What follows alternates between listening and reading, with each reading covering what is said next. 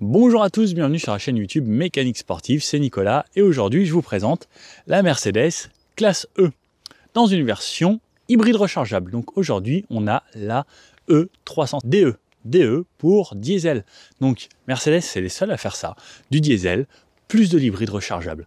Donc en gros on combine vraiment tous les avantages, le diesel pour les gens qui font beaucoup de route, l'hybride rechargeable pour les gens qui font de la ville et au final des gens qui font beaucoup de route, souvent ils arrivent dans des villes, donc tous les avantages présentés ici. Donc on va voir si c'est vraiment des avantages, on va voir combien on va pouvoir faire d'autonomie en full électrique. Alors bien sûr, on est en hiver, forcément l'hiver, on baisse un petit peu les autonomies, et on va voir sur un test plutôt détaillé, et en diesel et en électrique, combien on peut faire d'autonomie, et voir un petit peu les consommations, voir ce que ça donne, et ensuite le confort général de la voiture. Et à la fin, je vous fais un petit retour. Bon, à votre avis, on va faire combien de kilomètres en full électrique par ces temps-là? Il fait 8 degrés à peu près aujourd'hui et elle est donnée pour 56 km en total en norme WLTP. Bon. Longue berline de chez Mercedes, 5 places. Elle existe en 3 versions. Elle existe donc en version berline comme celle-ci, elle existe en version break et elle existe en version all-terrain, donc all-terrain. Selon la façon à laquelle on va dire, nous on est très français, donc on dira all-terrain. All-terrain, c'est une version qui est un petit peu plus relevée, qui donne un petit peu les codes du SUV, où on se dit, voilà, on a une classe E qui va être un petit peu plus tout chemin, plutôt que tout terrain vraiment. C'est pas des 4x4 non plus, même si on aura le 4MATIC dessus, donc les 4 roues motrices. Au niveau des motorisations, on aura quand même pas mal de choix au niveau des moteurs essence et des moteurs diesel. On aura par contre en essence un petit peu moins de choix que sur le reste, puisque sur les versions essence, on aura seulement la E53 AMG qui fera 435 chevaux, donc la version sportive, ou la E63S qui elle fera 612 chevaux. Là, ça doit être vraiment hallucinant. Je ne sais pas si ça vous intéresserait que j'essaye la E63S, j'avoue que j'aimerais bien. Par contre, le budget essence, ça va décoiffer. 612 chevaux là-dedans, ça doit être hallucinant. Bon, bien sûr, il y a le châssis qui est revu par AMG et autres. Aujourd'hui, donc, on a cette version 300 DE, donc, qui fait 306 chevaux, avec un moteur diesel qui fait, lui, 194 chevaux, plus 122 chevaux grâce au moteur électrique. On a une batterie de 13,5 kWh, donc qui nous permet, donc, aux normes WLTP, de faire l'équivalent de 56 km. On verra aujourd'hui combien on fait. On fait un petit peu moins. Bon, les conditions, on verra, on est parti à partir de Rueil-Malmaison, donc dans une grosse côte, qui fait baisser aussi pas mal la batterie, puisque ça consomme énormément lorsqu'on sera en grosse montée, puisque c'est un bébé qui fait quand même 2 tonnes environ. Au niveau des dimensions, on sera sur un véhicule qui fait 4,93 m de long, 1,85 m de large, sur 1,46 m de haut, et donc aux environs 2 tonnes pour ce véhicule aujourd'hui. J'ai pas fini avec les motorisations, je m'emballe un petit peu. On aura ensuite la version, donc dans les diesels, le 400D qui fera elle 330 chevaux avec un 6 en ligne et un diesel, donc le petit 220D qui fera lui 194 chevaux. Toujours donc en diesel et cette fois-ci avec un 4 cylindres. La version qu'on a aujourd'hui c'est un 4 cylindres également et sinon les grosses versions AMG on aura un 6 cylindres pour le E53 et le beau V8 qu'on retrouve dans d'autres véhicules, dans le E63S. Sur l'avant, vous allez me dire ce que vous en pensez, mais j'ai l'impression que à l'époque, on avait des Mercedes qui se différenciaient vraiment entre la classe C, la classe E, la classe S, alors que j'ai l'impression que maintenant, elles essayent de toutes s'affiner pour avoir un peu le même look. Et même la classe S, j'ai trouvé que c'était vraiment fin et elle faisait plus cette voiture très grosse, elle s'affinait et ça devient une voiture presque sexy, genre dans des lignes très simples et très fluides. J'aimais bien la classe S à l'époque, que ce soit un gros vaisseau amiral. Et là, j'ai l'impression que celle-ci, entre la classe C et celle-ci, on voit plus trop la différence, parce qu'on a l'impression que toutes les lignes s'affinent. Alors même si, dès qu'on se met un petit peu de 3/4, on se dit, ok, la voiture est quand même beaucoup plus grosse qu'une classe C, mais n'hésitez pas à me dire, vous, ce que vous en pensez. Moi, c'est mon ressenti.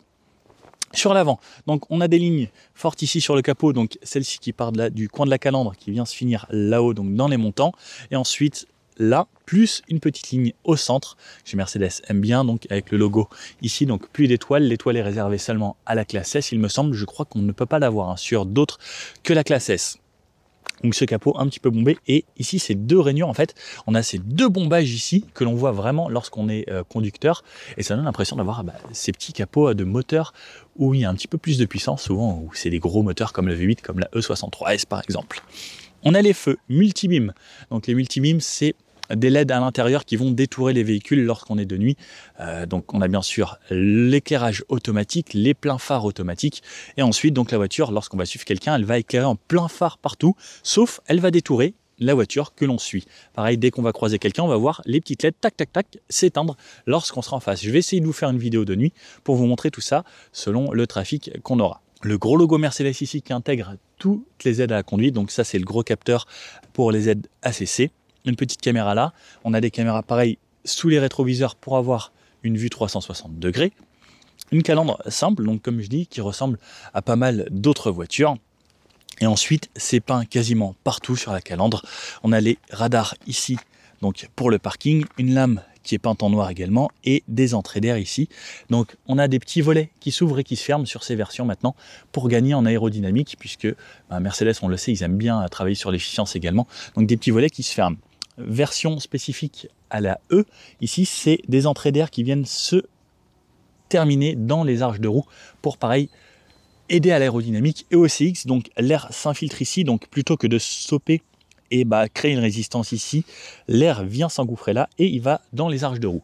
Donc pareil, on gagne en efficience. Sur le côté, donc, on voit bien cette longue berline donc de 4,93 m, quasiment 5 mètres. La version break, elle fait 4,95 m. Donc, simple, hein, ça reste une berline classique avec des poignées type frigo ici. Aujourd'hui, on a des jantes en 18 pouces. Au niveau des jantes, on aura le choix du 17 au 20 pouces. Aujourd'hui, on a des belles jantes AMG puisqu'on est en finition AMG Line. On voit qu'on a des gros freins à l'avant. Alors chez Mercedes, ce qui est bien, c'est que la plupart des voitures freinent vraiment correctement. On verra, il y a un mode Sport Plus également dans la voiture. On essayera, alors c'est un petit peu humide sur les routes, on va voir si ça sèche ou pas. 306 chevaux. Ça commence à être sympa, oui, parce que ça fait 306 chevaux. Hein. Pour rappel, 306 chevaux, c'est la puissance que faisait le SL500 V8 à l'époque. Ouais, à l'époque, un V8, ça sortait 306 chevaux. Et maintenant, on a ça, dans un petit 4 cylindres, plus un petit peu d'hybridation. Ouais, c'est très sympa. Donc, jantes AMG. Aujourd'hui, comme on peut le voir, pareil, ces jantes AMG, elles sont un peu spécifiques à cette version, où ça remplit un petit peu plus l'intérieur de la jante, pareil, pour toujours gagner en efficience sur les modèles électrique. Pas de chrome sur cette version, c'est du noir partout, les entourages, pareil, rétro noir, intérieur ici noir. On a le toit à l'intérieur où, alors c'est pas vraiment un vrai panoramique, il est en deux parties. Et je vous montre ça juste à l'intérieur. Ici, la trappe pour le diesel, donc comme je disais, on a les versions essence seulement sur les modèles AMG, sinon c'est des diesels. Et la plupart des gens qui achètent ce genre de berline, c'est des gens qui vont faire de la route, donc le diesel, ça reste toujours avantageux pour eux. Sur l'arrière, donc, version berline, sinon elle existe, comme je vous disais, version break, qui est très jolie aussi et qui offre un coffre beaucoup plus spacieux. Au niveau des coffres, alors la version break, elle fera 640 litres, la version all-terrain, donc c'est en gros la version break pareil, qui fera 640 litres, et la version berline, elle sera un peu plus petite, avec 540 litres, donc 100 litres en moins, et la version E qu'on a aujourd'hui sera encore un peu plus petite, enfin, même beaucoup plus petite. Vous voulez voir? Non, je vous montre pas tout de suite. Je vous parle d'abord de ça. Donc ici, c'est l'endroit où on va voir notre prise de recharge. Hop, ici on connectera notre câble d'alimentation. Donc on peut recharger soit à la maison, soit sur une borne. Alors malheureusement, sur la classe E, pas de recharge rapide. Ça, c'est un petit peu dommage. Donc il faudra compter environ 1h30 sur une borne ou à la maison entre 5 et 6 heures selon la prise que vous allez avoir. Donc batterie, comme je vous disais, de 13,5 kWh. Petit rappel, 300 DE ici, baguette chromée, Mercedes, caméra de recul qui sort à l'intérieur ici, qui est toujours cachée chez Mercedes, gros avantage puisque la caméra ne sera jamais sale. Les feux, très jolis, j'aime beaucoup les sortes de petites plumes qu'il y a dans les clignotants. pareil du full LED à l'avant comme à l'arrière. Un Mercedes, on est sur du premium, donc le full LED c'est devenu une obligation. Remettre des ampoules pour moi ce serait inadmissible. Les petits réflecteurs ici. Comme on est sur le pack AMG, donc on a des fausses sorties d'échappement des deux côtés. Le pot d'échappement est en dessous et un diffuseur ici, un petit peu plus sportif. Allez, le coffre. Donc, bien sûr, coffre automatique et à l'intérieur, on retrouve, donc comme je vous disais, seulement 370 litres. Alors, on a un petit rangement ici en dessous pour mettre ses câbles par exemple. Pas de roue de secours. Et on a ce gros caisson ici qui vient prendre énormément de place. Plus si on a les câbles ici, on perd pas mal de place. Alors, c'est beaucoup moins pratique de soulever quelque chose de lourd pour venir le mettre ici. On a l'avantage d'avoir une voiture qui va consommer beaucoup moins et qui sera beaucoup plus confortable au quotidien grâce à ce mode électrique, mais on va perdre une très grosse partie du coffre. Bon, le coffre, hop, j'ai pas choisi le meilleur pantalon pour faire ça aujourd'hui, mais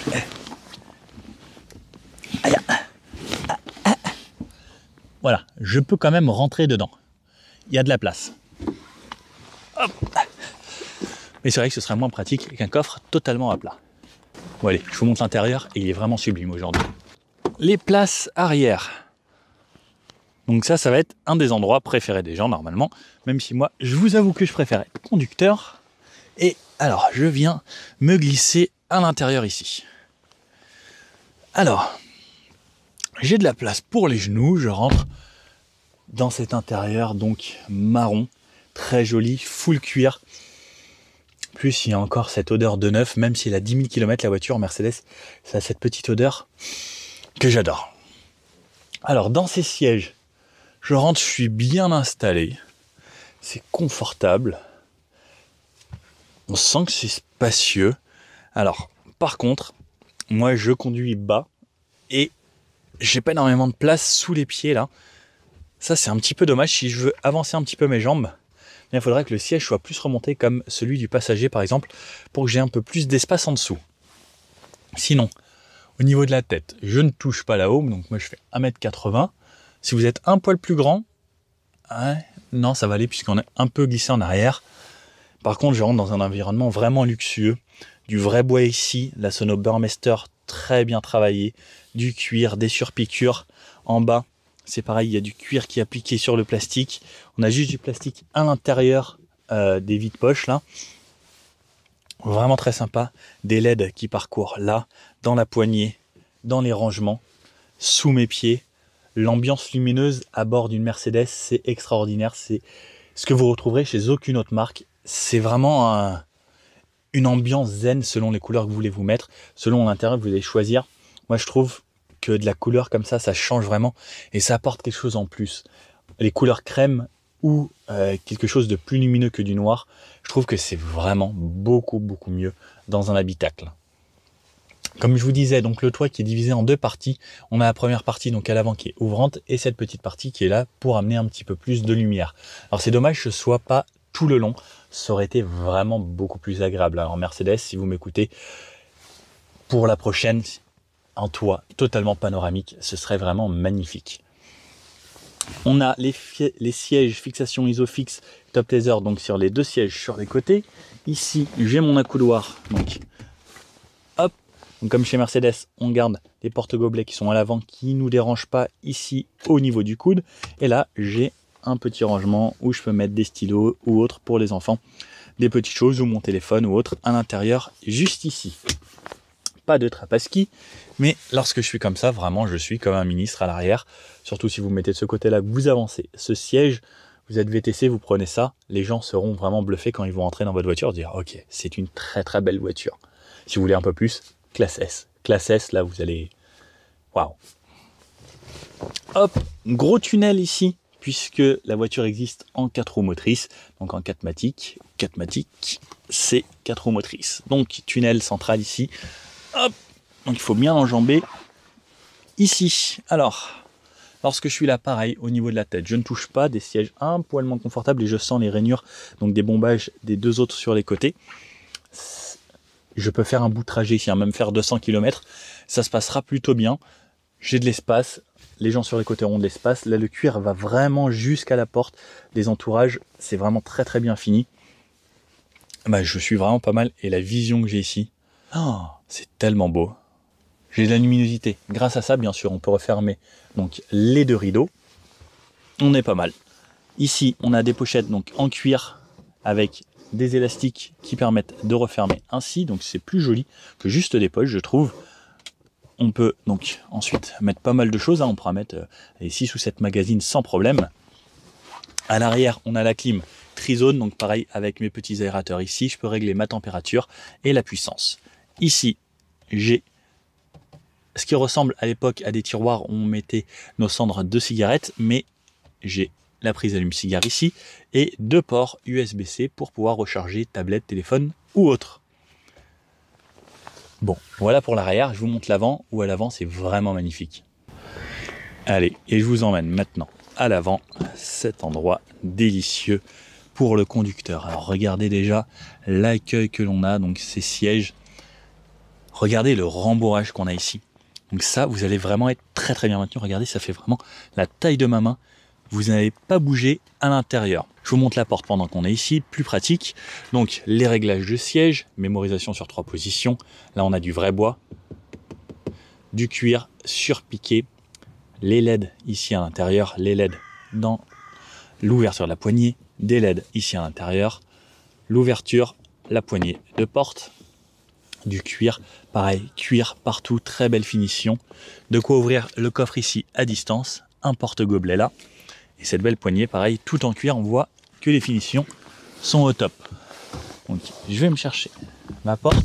Alors, les réglages de siège, j'ai tous les réglages ici. Alors, hop, ça c'est pour reculer. Ensuite, on peut jouer avec les hauteurs et autres. Et ensuite, je pourrais mémoriser juste ici. Donc, je recule, je recule, je recule. Alors, vous voyez, mes pieds ne touchent même plus les pédales. On peut vraiment être très grand lorsqu'on va conduire cette voiture. Et vous découvrez donc le point de vue conducteur, donc avec ce très beau volant ici. Donc c'est les nouveaux volants, on retrouve les mêmes sur la Mercedes classe S. Donc le haut de gamme de chez Mercedes. Cuir perforé, et ensuite toutes les touches tactiles ici. Ces touches tactiles, il faudra un petit peu de temps pour s'y faire, et des fois c'est un petit peu trop réactif, c'est un peu trop sensitif, mais voilà, on a tout ici. Alors je démarre la voiture, donc j'ai ma petite touche démarrer juste ici, hop. Le volant, donc le volant sur la gauche, ici ça va être les commandes en haut à gauche pour gérer l'écran de gauche. Donc regardez par exemple, je clique OK ici, ça me valide ça. Et j'ai les mêmes touches ici, donc avec la petite touche maison, OK et retour. Comme je vais avoir de ce côté-là, la petite touche maison, OK et retour. Donc ça va gérer l'écran de gauche, ça va gérer l'écran de droite. Il y a une vidéo qui explique tout comment fonctionne le système chez Mercedes, donc de MBUX sur la classe A, c'est exactement la même chose. Alors je ne sais pas si j'aurai le temps de vous faire une vidéo sur la classe C, je vais essayer de le faire, mais concrètement, chez Mercedes, tout fonctionne pareil, de la classe A à la classe S. Ensuite, on a ici tout ce qui est régulateur de vitesse. Donc le remettre, le réactiver, l'annuler, régler la vitesse, la distance entre nous et le véhicule qui nous précède, et le limiteur, si vous voulez, le limiteur plutôt que le régulateur. À gauche, commande vocale ici, donc avec la petite dame qui parle, une touche favori pour enregistrer ce que vous voulez, régler le son en tactile, pareil, donc on monte, on descend, et décrocher le téléphone ou raccrocher ici. Derrière le volant, on a des palettes, moins à gauche, plus à droite, ce qui va nous permettre de passer les rapports lorsqu'on sera en mode thermique. Lorsqu'on sera en mode électrique, on va voir plusieurs modes de récupération d'énergie. Donc on aura le D-, le D-, le D, D+. D-, ça va régénérer énormément, et plus on s'approche du D+, plus ça va aller vers la roue libre. Il y aura un mode D-Auto qui va gérer la récupération automatiquement d'énergie à chaque freinage, donc selon les conditions routières. Derrière, on a les essuie-glaces de ce côté avec le clignotant fait ce bruit-là. Hop, sur la droite, on n'a rien, puisqu'on a juste le commodo pour gérer les rapports. Donc pied sur le frein, pour se mettre en drive, on va vers le bas, et ça nous passe donc en D1 ici. Parking, je touche de cette façon, reculer vers le haut. Lorsque je recule, ça m'affiche des caméras. J'ai donc les caméras ici 360 comme je vous l'expliquais, et la vue arrière. On a pas mal de vues. On a la vue arrière de cette façon. On a la vue arrière très très grand angle. Regardez, là c'est vraiment le pare-choc arrière qu'on voit. On a les caméras de vue sur les côtés. On a sur l'avant avec un très grand angle. Et on a ici un assistant de parking. Lorsqu'on va rouler, ça va rechercher des places. Et vous aurez juste à sélectionner la place que vous souhaitez et la voiture va aller se garer d'elle-même. hop, et je peux retourner en parking. L'écran derrière donc ressemble à ça. On peut personnaliser grâce donc à ces touches cet écran et configurer les compteurs. Donc je peux avoir l'heure, je peux configurer ce que je veux, les consommations depuis le début, l'itinéraire, donc je peux mettre afficher ça en plus grand également, ou la radio. Je peux vraiment tout personnaliser. Pareil sur le milieu, je peux personnaliser, ou sur le côté droit, donc pareil là, je réinitialise, je fais ce que je veux, ou il y a une fonction de cette façon. Alors ici où je peux mettre, non, je l'ai raté, annuler, hop, je reviens et en plein écran de cette façon, donc qui me change. Je peux avoir le GPS que je peux mettre en plein écran aussi dans un autre mode. Alors on a vraiment énormément de personnalisation ici et tout ça on va y avoir accès grâce à la touche Home ici. Lorsque j'appuie sur la touche Home, ça va m'amener à ces réglages ici. Donc je peux avoir la navigation, je peux avoir le téléphone, les assistances. Alors ça va me configurer les compteurs avec différentes vues. Et pareil, je peux mettre les assistances à chaque fois en plus grand, donc de cette façon. Et chaque configuration, je pourrais avoir ce genre de menu où je pourrais régler classique, sport, progressif, épuré. Alors le sportif, c'est ce qu'on va avoir sur les AMG, donc avec les couleurs AMG de cette façon, qui est très très sympa également. Juste au-dessus, alors je ne sais pas si vous allez le voir, on a l'affichage tête haute qui est très brillant, qui est très bien. Alors on n'a pas l'affichage en réalité augmentée ici comme on a sur la classe S, mais c'est quelque chose de largement suffisant, on a toutes les infos nécessaires juste ici. On peut l'activer ou le désactiver bien sûr. Sur la droite, cet écran donc qu'on va pouvoir régler en tactile ou gérer avec cette partie. Donc comme je vous disais, on peut avec cette partie du volant régler tout l'écran de droite. L'écran de droite également tactile, donc on a une belle dalle numérique tactile ici ou comme toujours chez Mercedes, on peut régler avec le pad juste ici, donc faire défiler et autres grâce au pad et aller dans les menus de cette façon. Je peux aller là par exemple dans la touche confort, hop, toucher au pad. Si j'en ai marre, je peux aller de cette façon, cinétique du siège, répartition, etc., éclairage d'ambiance. Donc là, pareil, je vais pouvoir faire tout ce que je veux, les couleurs. Je vais pouvoir lui dire que je veux du multicolore, que je veux le Red Moon, qui est mon animation préférée chez Mercedes. Je vous montre ça de nuit pour l'éclairage d'ambiance. Et donc, voilà, j'ai tout ça ici, plus le GPS que je peux avoir là et là, selon la configuration que je vais lui demander. J'ai bien sûr l'Android Auto et l'Apple CarPlay disponible sur cette voiture. Ensuite, tout ici, on a du vrai bois magnifique. Regardez, on voit vraiment le bois ici. C'est très beau, c'est très doux. Au toucher, c'est excellent. Les aérateurs ici, donc deux pour moi, deux pour mon passager. L'éclairage, comme vous pouvez le voir, alors je ne sais pas si vous le voyez bien, mais qui fait le tour ici. De nuit, je vous le montre, promis. Vous allez voir, c'est magnifique. Chez Mercedes, toujours très intelligent. Des touches physiques pour tout ce qui est menu de climatisation. Vraiment parfait.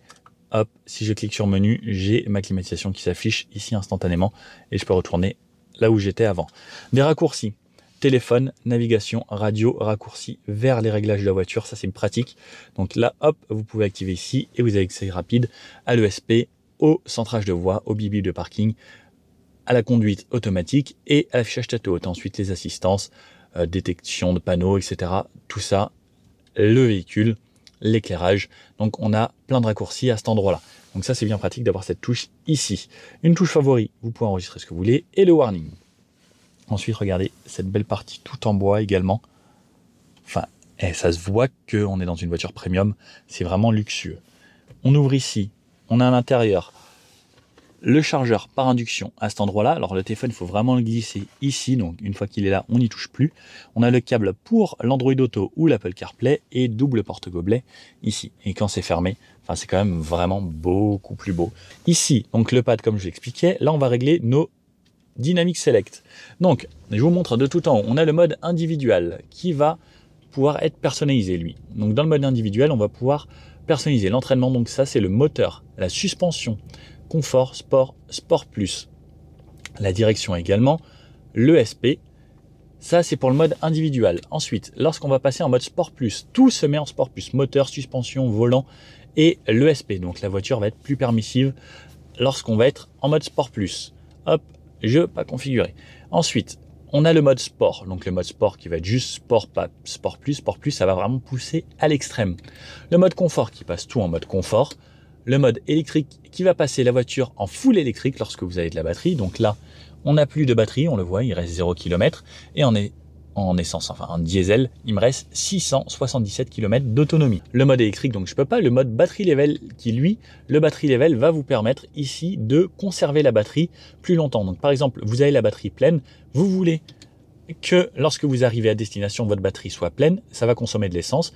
En fait, passer en mode hybride le temps que vous arriviez à destination. Et ensuite, le mode éco, qui lui sera un mode éco, comme son nom l'indique, qui va réduire un petit peu la puissance du véhicule et privilégier d'abord l'utilisation de la batterie. Au menu, ici, on a les réglages, le Store Me, les applications, le mode EQ. Donc par exemple, ici, je vais voir par exemple les flux d'énergie. Il me reste 1% de batterie. Ça me dit par exemple que là, le moteur tourne, il alimente un petit peu ma batterie en même temps pour la recharger, pour pouvoir avoir plus tard un petit peu d'électricité. Les médias, la radio, le confort pour les sièges et l'éclairage, la navigation et le téléphone. Donc on a vraiment quelque chose de très simple chez Mercedes. On a les icônes ici, et ensuite on rentre dans les menus et tout est bien indiqué, c'est facile. On a des raccourcis rapides. C'est pour moi un des plus intuitifs au niveau des systèmes. Sur la droite, donc comme on voit, c'est prolongé jusqu'à là-bas l'éclairage, les sièges qui sont réglables, pareil sur la portière, du cuir partout, du luxe et autres. Donc le siège ressemble à ça côté passager. Je vous ai pas montré ici, donc ici on a un rangement de port USB-C pour recharger vos téléphones. La connexion se fera ici pour les téléphones, par contre pour l'Android Auto et l'Apple CarPlay. Sur le haut, un rétro borderless, donc qui se teinte automatiquement de nuit. Ici, la petite boîte à lunettes qui est très sympa pour l'été. L'éclairage, donc qui s'allume ici, toujours chez Mercedes, avec un éclairage diffus et surtout qui s'allume progressivement pour pas vous piquer les yeux d'un coup, donc avec des belles LED. Ensuite, la touche SOS qui est ici et la touche Mercedes Me pour votre assistance Mercedes. Et donc ce toit ici, donc qu'on va pouvoir ouvrir sur la partie avant. Et voilà. Donc le toit à l'arrière qui devient un petit peu plus obscurci lorsque l'avant est ouvert. Les sièges arrière, ça donne ça. Donc on a une bonne visibilité pareil à l'arrière. Lorsqu'on regarde dans le rétro, on voit assez facilement. Et pareil, donc quand on se retourne, on voit assez bien. Bon, et je vous fais la présentation de nuit de cette magnifique voiture et cet intérieur juste fou. Donc sur le côté, on a des LED qui viennent ici. Donc comme vous pouvez le voir, ça change de couleur actuellement parce que j'ai mis une animation lumineuse. Donc on a bien sûr toutes les touches des sièges et autres qui sont illuminées dans les poignées et ici dans les rangements. Donc pareil, avec les réflexions, c'est super beau. Donc ça fait le tour du tableau de bord. Ici, au-dessus des écrans et en dessous des écrans, à travers, on peut voir partout. Et donc tout le bandeau lumineux qui traverse la voiture ici. Tout comme ce qu'on aura là, autour de la console centrale qui est très jolie. Donc pareil, avec l'animation, ça change de couleur. Et on peut personnaliser les couleurs qu'on veut. Sinon, on peut parler à la voiture pour avoir le changement de couleur. On a pareil dans les pieds là-bas. Et à l'arrière du véhicule, dans les poignées, ici, tout comme dans les rangements également. Donc c'est vrai que c'est quand même très très joli. Et on arrive dans cette ambiance quand on conduit. Donc là, hop, juste sublime. Alors il y a un truc que j'adore avec le multibeam, c'est lorsqu'on démarre la voiture, regardez l'animation que ça va me faire avec les feux. On a l'impression de se croire au cinéma avec les projecteurs qui défilent et qui affichent ça. C'est vraiment très très sympa ça. Alors ce qui est top, c'est que la caméra de recul également est vraiment de très très bonne qualité. Donc on la met comme ça en 360 ou même si je la mets en très grand angle, ainsi, ou sur les côtés ou devant. Voilà, on a franchement une visibilité très sympa. Bon allez, c'est parti, on commence donc en mode full électrique, on épuise la batterie et ensuite on passe en mode thermique, voir les consommations et comment ça roule. Bon alors, surtout le gros avantage de cette classe E, c'est de pouvoir la recharger. Donc on branche ça à l'arrière, donc là je peux me refermer le coffre et donc voilà ce que ça donne, poussé à l'arrière. Donc là je suis sur une borne ici avec le câble 7,5 kW, donc c'est bien fermé, ça c'est mis à charger. Donc je vais retourner au tableau de bord pour voir ce que ça donne. Donc il est actuellement 15h30, 100% à 17h, donc dans 1h30, comme la plupart des Mercedes, hein, comme le GLA hybride ou la classe A hybride ou la plupart, puisque donc celle-ci, malheureusement, on n'a pas de borne rapide. On peut voir ici que ça recharge à 7,3 kW. Bon, bah, je reviens à 17h et à 17h il fera quasiment nuit, donc on fera le petit essai de nuit. Bon, et voilà, la batterie est retournée à 100% et ça m'indique 42 km d'autonomie, donc dans ces conditions. hop, allez, c'est parti. Départ avec donc cette classe E 300 DE, donc diesel et hybride rechargeable. On va commencer, donc on a quasiment 100% du plein. Alors là, on doit être à 95 en essence. Non, en électrique, excusez-moi. Et en plus, c'est un diesel. Je vous dis n'importe quoi. Donc, 95% du diesel. Alors, je vais vous le dire même exactement ici. Donc, EQ, flux d'énergie, 94%. Donc la batterie c'est un petit peu déchargée, elle était stockée un petit peu, les gens l'ont utilisée, il y a la clim. Donc 94%, on se fera une petite idée, donc ça aurait rajouté concrètement allez, 3 km actuellement. Donc hop, je reviens là, mon Android Auto pour repartir.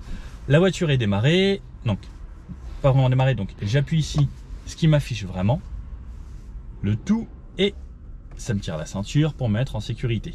Je réinitialise les compteurs, 0 ici, pour voir vraiment la consommation en réel. Donc hop, hop, et c'est parti. Donc là par exemple la voiture a 11 000 km, elle a fait 1400 km en full électrique depuis le début de sa vie.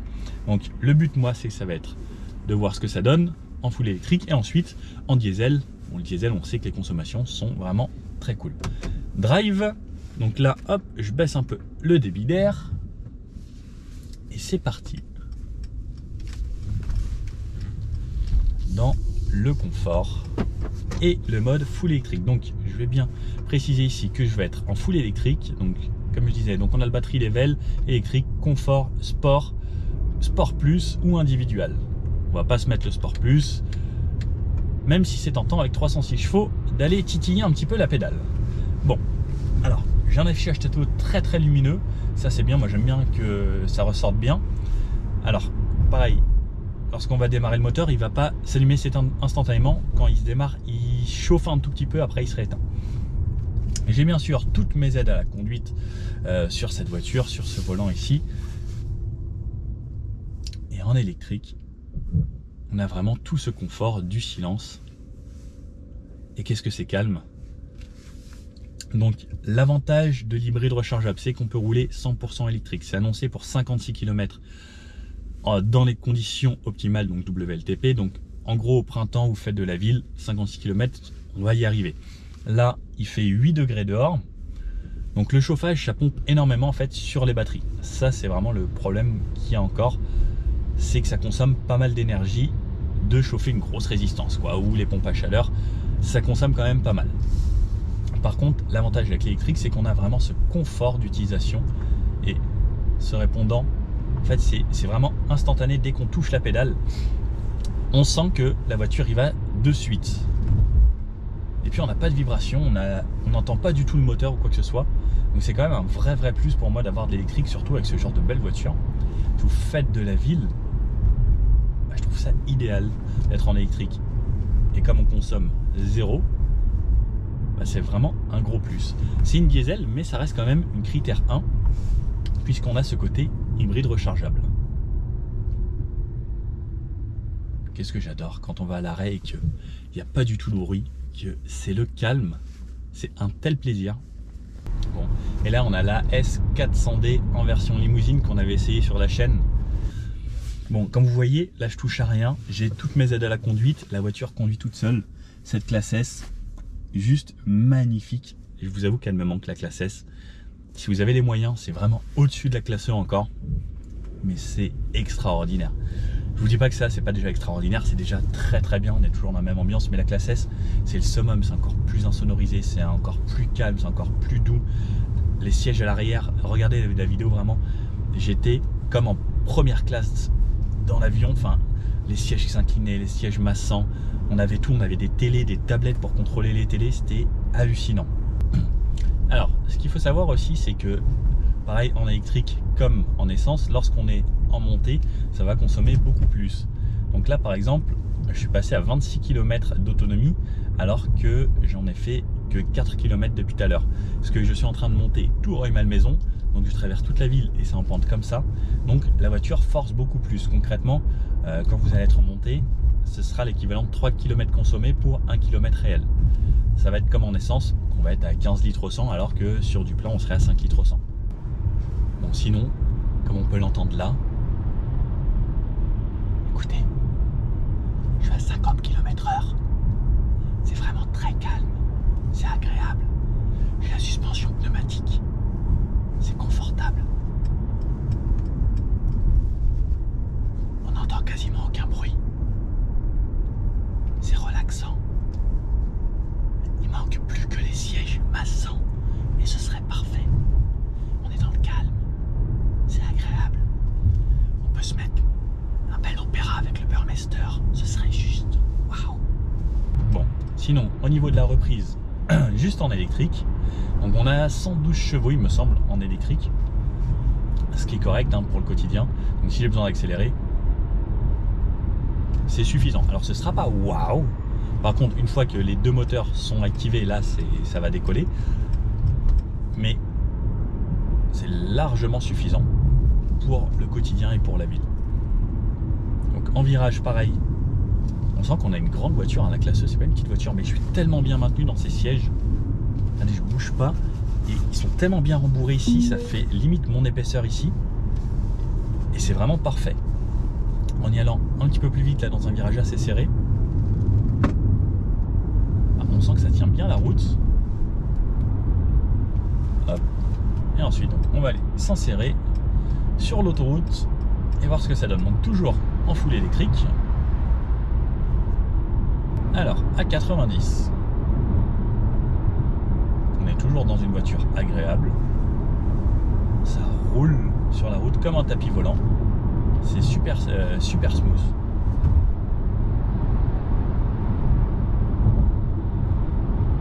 On entend très légèrement les bruits de roulement, pas du tout le bruit de moteur puisque donc, on est en électrique. Donc à 90, hein, c'était cool. Alors par contre, je vous avoue, on entend quand même pas mal l'extérieur, donc je pense que là on n'a pas du tout le double vitrage. Hop. J'aurais bien aimé peut-être une insonorisation un poil mieux sur les vitres, en tout cas à l'avant. Parce que on entend un petit peu les camions. À 110, alors qu'on n'a personne autour, c'est très agréable. J'ai toujours pas du tout de vent là autour de l'habitacle. C'est assez impressionnant. La voiture conduit bien sûr toujours toute seule. J'ai toutes mes aides à la conduite. Je suis toujours à 0 litres au 100 puisque je suis toujours en mode électrique. Et ben c'est franchement agréable. Et puis la vision que j'ai ici, à chaque fois que je regarde là, ce tableau de bord avec le bois et que je vois ce marron, ça change tellement d'un intérieur noir. C'est vraiment plaisant à regarder aussi. Waouh, j'ai quand même acheté une belle voiture. Enfin, si vous le faites, parce que je vous avoue que moi malheureusement j'ai pas les moyens. Quel régal. On a vraiment envie d'aller faire de la route et se dire bon bah allez les amis, on descend dans le sud. Et regardez, force le confort. La voiture conduit toute seule, il faut juste laisser la main. Hop, et on se met comme ça. Et on se fait conduire. Bon allez, petit point conso, on a fait 12 km. Il reste 19 km d'autonomie. Donc on va essayer de pousser au max. Donc comme je vous disais, on a monté tout Rueil-Malmaison, c'est une voiture lourde qui fait 2 tonnes. Donc la batterie, elle a dû vraiment puiser dans ses ressources pour pouvoir tracter les 2 tonnes en montée. Donc la montée, ça va vraiment fatiguer la voiture en mode électrique. Pareil, à 110, ça va rester correct. On va s'en tenir au programme affiché. Si elle vous dit à 30 km, vous allez faire environ 30 km à 110. Donc ce qu'il faut savoir, c'est que lorsqu'on va être à 130 km/h, ça va baisser drastiquement l'autonomie. Alors là, regardez, on va passer dans un petit tunnel, vous allez voir, mais je vous refais une vidéo de nuit avec des lumières plus jolies, parce que là, c'était mis en rouge. Mais voilà à quoi ça ressemble de nuit. Donc on a toujours les 2 grands écrans et tout ce bandeau lumineux qui traverse tout l'habitacle. C'est super sympa. Et un petit peu derrière les écrans ici, pareil, donc on voit du rouge. Ça, on peut le personnaliser de la couleur qu'on souhaite. On peut lui dire « Hey Mercedes, je vous écoute. Mets la couleur de l'affichage intérieur en bleu. » Ok. Et là, Change la couleur. tout est passé en bleu. Alors, je ne sais pas si vous le voyez aux caméras, mais tout est passé en bleu. Bon, allez, je vais vous montrer la reprise. Donc là, je suis à 70, on va aller jusqu'à 110 en élec. Donc là, je suis à fond sur l'élec. Hop, 90. 100, 110. Donc comme je vous disais, c'est pas waouh, c'est pas extra, mais c'est largement suffisant. Ça vous fait la puissance d'une voiture correcte, mais pareil, toujours en électrique sans consommer. Alors, petit point conso, j'ai continué à faire un petit peu de la départementale nationale, un petit peu d'A86, donc en ayant baissé un petit peu la vitesse, j'en suis à 32 km effectués. Donc là, on va avoir une belle descente jusqu'à Fresnes à peu près, où ça va descendre. Et donc 32 km d'effectués, il me reste 7 km d'autonomie en électrique. Donc au final, on s'approche de ce qu'on avait au tout début, même si la consommation était largement supérieure dans toute la montée du début.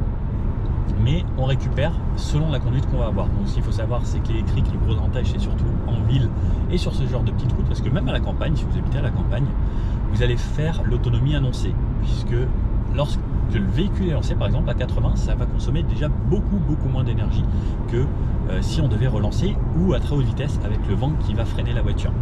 Alors, donc comme je disais, on a des palettes derrière qui peuvent servir en boîte manuelle lorsqu'on est en thermique à passer les rapports, ou lorsqu'on est en mode électrique.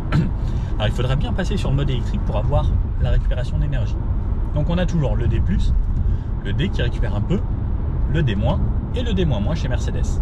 Alors dans ces conditions là, par exemple, là ça glisse tout seul.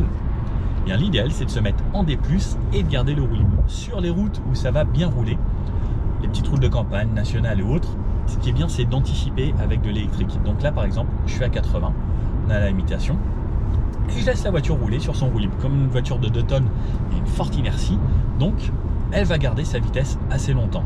Et le but, c'est de faire le maximum de kilomètres comme ça. Donc là par exemple, je suis sur le roue libre. Si vous laissez le régulateur adaptatif, alors quand c'est un petit peu en descente, des fois il va accélérer et tout selon ce qui va se passer devant. Mais par exemple là en roue libre, je consomme 0, ça récupère pas, mais je fais des kilomètres. Donc le plus important, c'est ça, c'est qu'on veut faire le maximum de kilomètres possible. Et dès que ça va ralentir, eh bien je vais pouvoir ralentir. Ensuite on a le mode D-Auto qui lui va gérer. Donc le D-Auto, c'est il faut que je réinitialise de cette façon avec le régulateur adaptatif, et lorsque je freine, la voiture va désactiver le régulateur mais quand même garder le D-Auto. L'avantage de ça, c'est que lorsque ça va ralentir devant, donc regardez par exemple, là je touche pas à mes pieds, la voiture va ralentir d'elle-même en D-Auto, même si je touche pas au frein et que le régulateur est désactivé. Donc ça, c'est un vrai plus. Donc regardez, ça ralentit. Donc là, ça me fait plus de récupération d'énergie tout seul. Donc ça me prévient d'un côté en même temps que ça ralentit, mais ça va pas vraiment freiner jusqu'à l'arrêt complet. Mais par contre, le D-Auto, c'est vraiment quelque chose de très pratique au quotidien. Donc moi, je vous conseille de mettre l'électrique le plus possible, d'activer le régulateur, ça active le D-Auto et ensuite ça va bien fonctionner. Sinon, vous pouvez le faire vraiment où vous gérez vous-même tout à la palette. Si par exemple là vous voulez freiner de vous-même, vous pouvez tirer les palettes, hop, ça ralentit et rejouer de la palette. Alors c'est rigolo 5 minutes, mais il vaut mieux se mettre le D-Auto. Donc par contre, une fois que vous y avez touché, le D-Auto se désactive et il faudra le réactiver. Dans un tunnel, donc là cette fois-ci vous voyez le bel intérieur bleu. Là, je trouve ça vraiment très beau hein, chez Mercedes de nuit.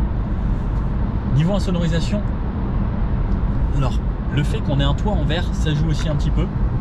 Alors, si on ferme un petit peu les stores, ça va insonoriser un petit poil plus. Si on n'a pas le toit ouvrant, la voiture sera un peu mieux insonorisée. Mais ça aurait pu être un poil mieux, je trouve, pour cette classe E, même si c'est très bien. Ça se compare pas à une Clio, bien sûr. Bon allez, ça y est, c'est parti. On arrive sur le dernier kilomètre, donc il me reste 1 km d'affiché ici. J'ai parcouru déjà 43 km, donc au final plus que ce qui était annoncé au début. 44 km, il me reste toujours 1 km. Donc il nous affichait au début 36 km hein, si je me souviens bien. Donc on a déjà fait plus que prévu. Elle est annoncée en WLTP pour 56 km dans les conditions optimales. Donc dites-vous que là, on est juste 10 km en dessous de ce qui est annoncé, quasiment. Et bah c'est vraiment pas mal. Là je suis aux limitations, je suis à 70. 70 pareil, c'est très confortable hein. Sur un goudron lisse comme ici, c'est vraiment très agréable. Là je relâche pareil, donc j'essaye de faire d'éco-conduite. Je suis en D+, j'arrive pas encore à perdre mon kilomètre restant. et je vais re-rentrer en ville. Donc là j'ai fait Rueil-Malmaison, là je suis sous Orly, donc là il y a les avions qui décollent au-dessus de ma tête. Programme de conduite électrique, pas disponible pour l'instant. Donc 45 km, le mode électrique s'arrête et donc là je passe en hybride. Donc comme je roule toujours calmement, peu de pression sur l'accélérateur, je reste toujours actuellement en électrique. Dès que je relâche, toujours en D+. Ah non, j'ai plus le D+, maintenant. On ne peut plus contrôler les palettes avec le D+, ou autre. Toujours pas démarré. 46 km. Suspense. Allez, on démarre ou pas? Ça y est. La voiture a démarré. Après 46 km, en étant parti avec 94%. Donc en gros, on aurait pu faire 50 km dans ces conditions aujourd'hui. Plutôt correct, en étant aux limitations, donc avec un petit peu de trafic et en faisant vraiment du urbain, voire proche de la ville. Et par exemple, là-bas, voilà, le moteur s'est recoupé puisque je vais aller à l'arrêt et c'est redevenu une simple hybride. Et le gros avantage, c'est qu'à chaque fois que vous allez être arrêté un feu comme ça, le moteur sera coupé quasiment tout le temps, sauf en cas vraiment qu'il fasse vraiment très très froid. Vous avez mis le chauffage à fond, la musique à fond, les phares, les essuie-glaces, la totalité. Là, il se peut que des fois il redémarre, mais pareil, il va juste hop, se dire on met un petit peu pour la batterie et ensuite on coupe le plus vite possible, puisque là, consommer de l'essence à l'arrêt, bah, c'est pas forcément utile. Donc en ville, comme vous l'avez vu, c'est une voiture hybride et on va se mettre donc à 50, voir ce que ça donne. On l'entend un petit peu lorsqu'on va redémarrer. Par contre, dès qu'on a un régime stabilisé, le moteur vraiment très discret. Alors on entend au ronronnement que c'est un diesel, mais c'est très agréable. C'est vraiment une voile. Une fois que le régime est stabilisé, c'est très calme. Par contre, si j'appuie plus fort, par contre ça envoie pas mal, hein, parce qu'on a plus de 200 chevaux en diesel tout de même, donc c'est 306 en combiné. Et ben ouais, ça reste quand même bien feutré. C'est juste lorsqu'il y a vraiment absolument aucun bruit et qu'on accélère un peu, on l'entend un peu. Je pense que vous à la caméra vous entendez quasiment rien. Il faut vraiment prêter attention, donc bien. Et pareil, chaque fois que je relâche, électrique. Bon, niveau audio, le Burmester c'est franchement le top, radio DAB, etc. Et ce que j'adore, c'est qu'il y a une commande vocale ici où je peux lui dire hey Mercedes. Oui, s'il vous plaît. Quelle est la meilleure marque de voiture? J'aime bien les voitures qui ont une étoile. On peut lui poser des questions comme ça. Alors c'est assez marrant. Il y a plein de choses sympas aussi avec Mercedes. Hey Mercedes. Je vous écoute. J'ai froid. Est-ce que vous pouvez répéter encore une fois? J'ai froid. Ok, j'augmente la température côté conducteur à 20 degrés.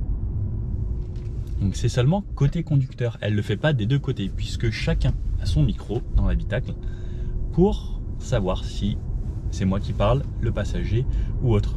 Alors là, je vais me remettre en mode confort. Donc une route très dégradée.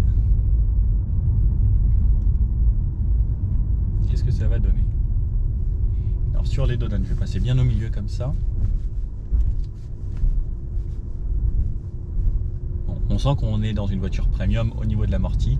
Donc là pareil, je vais passer dans les gros trous. Je trouve que la caisse bouge quand même pas mal pour une suspension de ce style. Alors est-ce que relever, ce sera plus confortable ou pas?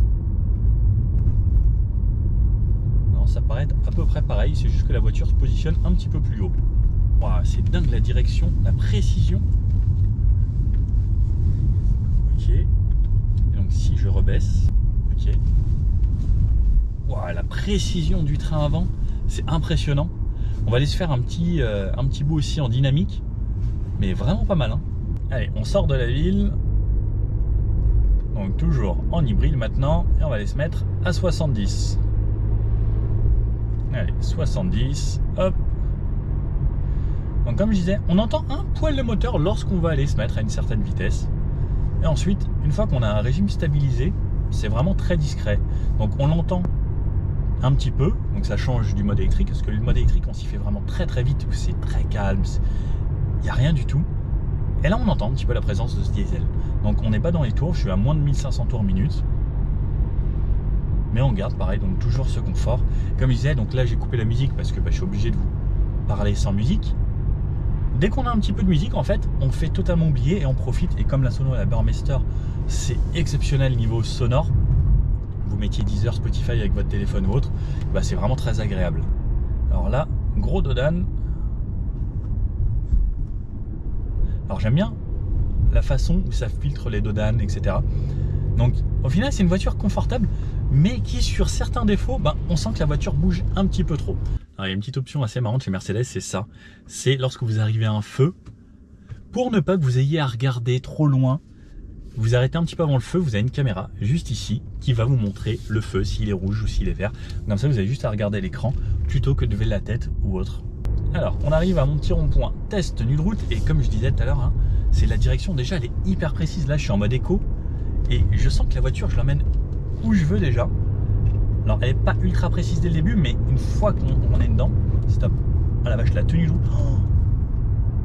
Waouh! Alors, vous avez vu, elle prend un petit peu de survirage. Hop, au freinage, comme je disais, on a une pédale qui est progressive. Et ça accélère bien, même en mode éco.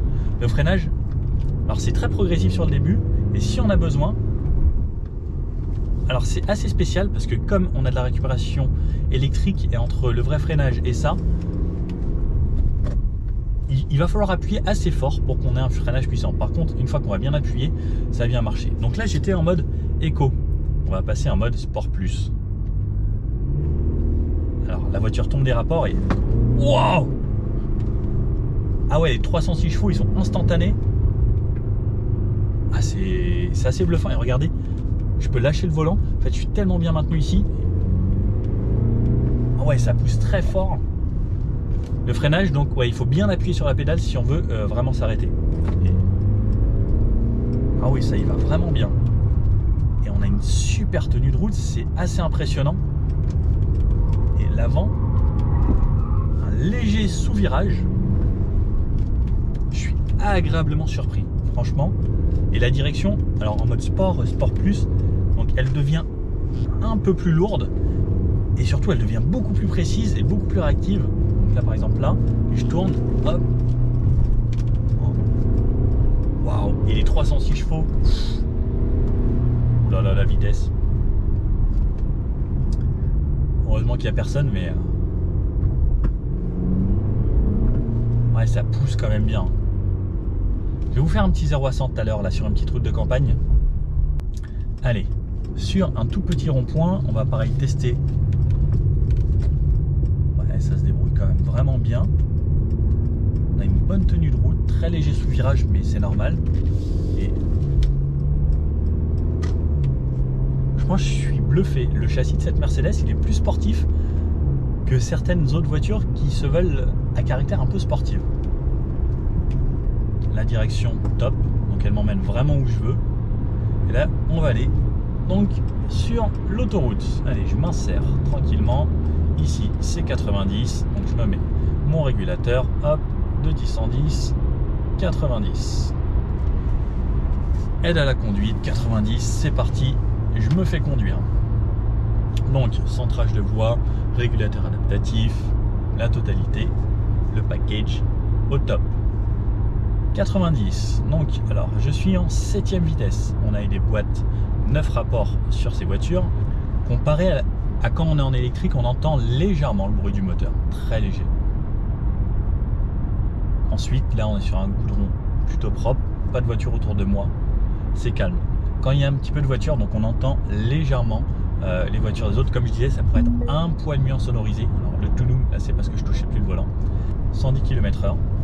Pareil, toujours pas de bruit autour de l'habitacle, c'est très bien filtré par rapport au vent. La voiture est assez aérodynamique. Très peu de bruit de roulement, on n'entend quasiment rien. Et légèrement au fond, mais très légèrement, très discret, le bruit du moteur. Bon, petite route où il n'y a absolument personne. Mode Sport Plus. Wow, ça patine, ouah, ça glisse, c'est une propulsion 100 km/h, ça y est. C'est rapide. Freinage, gros freinage. Alors là, c'est un peu humide. On sent que la voiture est quand même lourde. Par contre, mode Sport Plus. Ouah, comment ça patine, j'adore. On a 306 chevaux, énormément de couple. Et ça y est, on est à 100. J'adore. Alors, comme je disais, c'est pas censé être sportif, mais on a 306 chevaux. Et comment ça relance. Et la direction, comme je vous disais, c'est vraiment top en mode Sport Plus. Suspension raffermie, direction plus ferme, plus précise, le couple instantané, toute la puissance. Au freinage, on récupère quand même toujours de l'énergie. J'adore. Et là, hop. Oh, qu'est-ce que ça marche. Gros freinage. Sans déclencher l'ABS, bah ça freine bien. Les amis, l'heure est grave. Je viens de découvrir un truc. Les sièges chauffants de la Mercedes classe E. Il n'y a pas que les sièges qui sont chauffants, les accoudoirs ici aussi et là. Oh, pour mes avant-bras, c'est chaud, c'est doux, j'adore. Alors, cette Mercedes classe E, qu'est-ce qu'on peut en penser? Alors, c'est une très bonne voiture, premium, élégante, classe, Mercedes quoi, confortable, on est bien dedans, où l'atmosphère vous fait sentir que voilà, vous avez acheté une belle voiture premium. Au niveau du tarif, on n'en a pas parlé, ça commence à partir de 56 700 € pour la première classe E, donc en 220D. Cette version aujourd'hui présentée à partir de 66 000 €, donc en version DE, hybride rechargeable diesel. Et après, on pourra monter jusqu'à partir de 139 000 € pour une E63S que vous pourrez configurer avec plein d'options. En plus, on peut monter à des tarifs totalement délirants. Bon, l'avantage, c'est que là-dessus, on n'a pas de carte grise excessivement chère puisque on a des consommations très très basses grâce à l'hybride rechargeable. Comme on a pu le voir, on peut faire en gros jusqu'à 50 km en full électrique. Alors selon bien sûr les conditions dans lesquelles vous allez évoluer, si vous faites que de l'autoroute, vous allez faire 35 km, si vous faites que de la ville dans les bonnes conditions, on sera aux alentours des 56 km annoncés. Donc on a fait 46 aujourd'hui, il fait quand même assez froid, c'est plutôt bien puisqu'il y avait le chauffage qui tournait, pas mal de grosses montées. Après, j'ai l'habitude de conduire des voitures électriques, donc on se fait aussi au jeu de vouloir faire le plus de kilomètres possible et ça c'est bien pour l'éco-conduite. Au niveau du moteur thermique, donc en version où j'ai conduit seulement avec la version diesel, sur la grosse boucle que j'ai fait, alors j'ai refait un tour aujourd'hui où j'ai pas pu filmer la totalité, mais j'ai une moyenne à 6 litres 1 de moyenne. C'est plutôt correct, j'ai bien aimé, c'est confortable. Pareil, donc le moteur diesel, on l'entend un petit peu, c'est sûr qu'en version essence, ça aurait pu être un plus, mais par contre, on a l'avantage d'avoir une consommation assez réduite pour un bébé de 2 tonnes. 6 litres, c'est quand même très convenable et on aurait pu faire un petit peu moins puisque j'ai quand même essayé le mode sportif, on a poussé un petit peu, quelques accélérations et autres. Donc selon vraiment votre utilisation, si vous faites vraiment beaucoup d'autoroutes, là ce serait intéressant d'avoir une diesel. Après, le côté hybride rechargeable, c'est intéressant pour moi si vous faites vraiment de la ville et vous voulez avoir ce côté, c'est pas forcément un avantage au niveau de la consommation que vous allez avoir avec cette voiture, parce qu'une fois que la batterie elle sera déchargée et vu la différence de prix avec une diesel de base, bah, le temps de rattraper ce ne sera pas forcément l'économie, ce sera plus pour le côté confort au quotidien puisque l'électrique c'est vraiment ce côté confortable qu'on a. Donc point positif pour l'hybride rechargeable, c'est confort de conduite au quotidien et le fait d'avoir de la puissance en plus. Ici, donc, on aura de la puissance en plus et des consommations quand même plus basses que la version, par exemple, E53 MG, si on veut de la puissance. Au niveau des points négatifs, moi, j'aurais bien aimé un poil de confort supplémentaire. Alors, même si c'est déjà très confortable, mais voilà, sur certains creux, ça tape un petit peu. Et un coffre. Alors, malheureusement, cette version hybride rechargeable est amputée d'une grosse partie à cause de ces batteries qui sont posées dans le coffre. J'aurais bien aimé que ce soit peut-être mis un peu plus bas ou aménagé différemment. Parce que bon, voilà, c'est assez gênant d'avoir cette partie en moins, même si on garde quand même 370 litres, alors ce qui reste correct. Mais si vous voulez partir vraiment en vacances avec, voilà, c'est un petit peu le point négatif. Mais sinon, sur la classe E, on aura un coffre énorme. Ou sinon, vous prenez la version en break, où là, on aura 640 litres. Ce sera largement suffisant. À vous de vous faire un avis là-dessus. Est-ce que vous préférez juste une version diesel simple ou une diesel rechargeable? Personnellement, moi, c'est ça que j'adore parce qu'on peut recharger. C'est confortable au quotidien et c'est agréable. Pour moi, c'est surtout ce côté agréable. Ensuite, vous avez donc toutes les autres versions et les versions essence. Ce qui est dommage, alors, c'est que les versions essence, ce sera seulement sur des modèles très sportifs et qui n'est pas fait une modèle hybride rechargeable en essence. Ça aurait été le petit point positif pour moi. Bon, j'espère que vous avez aimé cette vidéo. Si oui, un petit pouce bleu comme ça fait toujours plaisir et ça m'aide, moi, à être mieux référencé. Des petits commentaires si vous avez des questions ou autres, je me ferai un plaisir de vous répondre. Et puis, je vous dis à bientôt pour une prochaine vidéo. Ciao!